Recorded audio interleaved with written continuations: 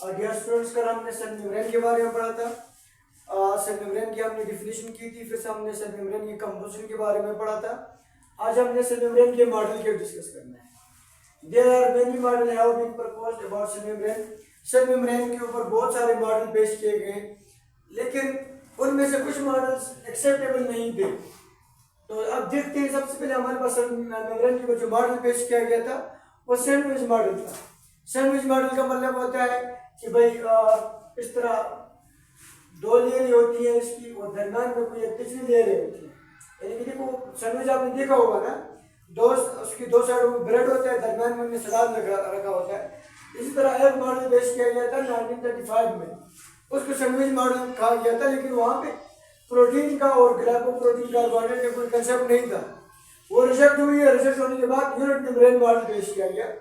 Unit membrane को model को हम ट्राई मेम्ब्रेन मॉडल भी कहते थे। इन्होंने सब्सट्रेट 3 लेयरें बनाई थी, लिपिड, प्रोटीन, लिपिड। ये भी एक्सेप्टेबल नहीं थी, लेकिन उन्होंने फिर लास्ट में उन्होंने फ्लूइड मोज़ेक मॉडल पेश किया गया। अब फ्लूइड मोज़ेक मॉडल 1972 में पेश किया गया था। ये सिंगर एंड निकालसन, 2 साइंटिस्ट ने मिलकर पेश किया गया। अब ये जो फ्लूइड मोज़ेक मॉडल है, मोस्ट एक्सेप्टेबल मॉडल है, और ये ट्रू मॉडल भी है। फेमस अनएक्सेप्टेबल मॉडल है। अब इसकी स्टेटमेंट क्या है? It is the sea of lipid in which protein floats. अब कहता है कि भाई जो सेल मेम्ब्रेन के अंदर सारी की सारी लिपिड्स होती हैं, और लिपिड के ऊपर प्रोटीन तैर रही होती है। अब ये कैसा हो गया? ऑल प्रोटीन फ्लोट्स और the lipid just like ice float on sea. अब कहते हैं जैसे कि ये हमारे पास समंदर है, समंदर की तह है, इसके ऊपर अगर हम प्रोटीन फेंकेंगे तो प्रोटीन तैरेगा। जैसे कि एक दरिया के अंदर अगर हम बर्फ रखें तो बर्फ तैरता है, डूबता नहीं है। इसी तरह प्रोटीन जो होती है वो लिपिड के सरफेस के ऊपर फ्लोट कर रहा होगा, फ्लोटिंग कर रहा होगा। ये इसका मॉडल है बच्चे।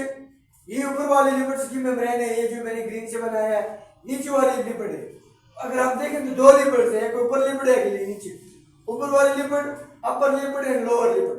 अब ये दोनों मिलकर लिपिड बाय लेयर बनाएंगे। समझ आ रही है? लिपिड कौन सी होती है? फास्फोलिपिड होती है। तो अगर सेल मेम्ब्रेन का अगर हम कंपोजिशन की पूरी कंपोजिशन की बात करें तो हम कहते हैं phospho lipid by layer. Lipid, ये फास्फोलिपिड तो है, लेकिन 2 लेयर है, एक ऊपर एक नीचे।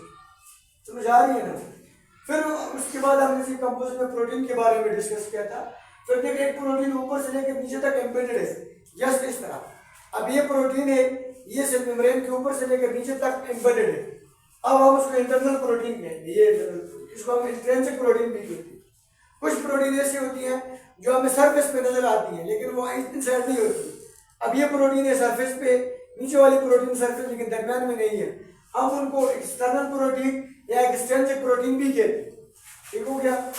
फिर यहाँ पे देखो, यहाँ पे कुछ मॉलिक्यूल्स है। ये मॉलिक्यूल कुछ इंटरनल प्रोटीन के साथ जोड़ते हैं एक्सटर्नल प्रोटीन के साथ, उनको हम ग्लाइकोप्रोटीन कहते हैं। ग्लाइको क्यों? जब भी कार्बोहाइड्रेट जाकर प्रोटीन के साथ मिलेगा तो फिर ग्लाइकोप्रोटीन बनेगा। ये कंजुगेट मॉलिक्यूल है। इसी तरह अगर किसी लिपिड के साथ जाकर कार्बोहाइड्रेट मिलेगा तो ग्लाइकोलिपिड बनेगा। ठीक हो गया? इसी के साथ साथ यहाँ पे बहुत माइनर मिकदार में कोलेस्ट्रॉल भी होता है। समझ आ रही है?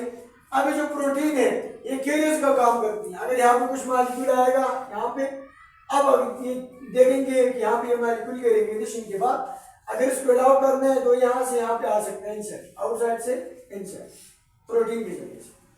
तो हम उसको कैरियर प्रोटीन भी कहते हैं। अगर फंक्शन की बात करें, it protects animal cell. Cell membrane जो होती है एनिमल सेल की प्रोटेक्शन करती है। प्रोवाइड सपोर्ट टू सेल, ये सेलों को सहारा देती है। इट इज सेमी परमिएबल, ये सेमी परमिएबल यानी कुछ चीजों को अलाउ करती है, कुछ चीजों को अलाउ नहीं करती। एक्ट एज रिसेप्टर, ये रिसेप्टर के तौर पर काम करती है। फर्ज करिए कोई सेल है, सेल के बाहर कोई भी हार्मोन आता है, कोई भी चीज आता है, कोई इन्फॉर्मेशन आती है, तो फिर इसको रिकॉग्नाइज करने के बाद इसको अलाउ करती है। समझ आ रही है?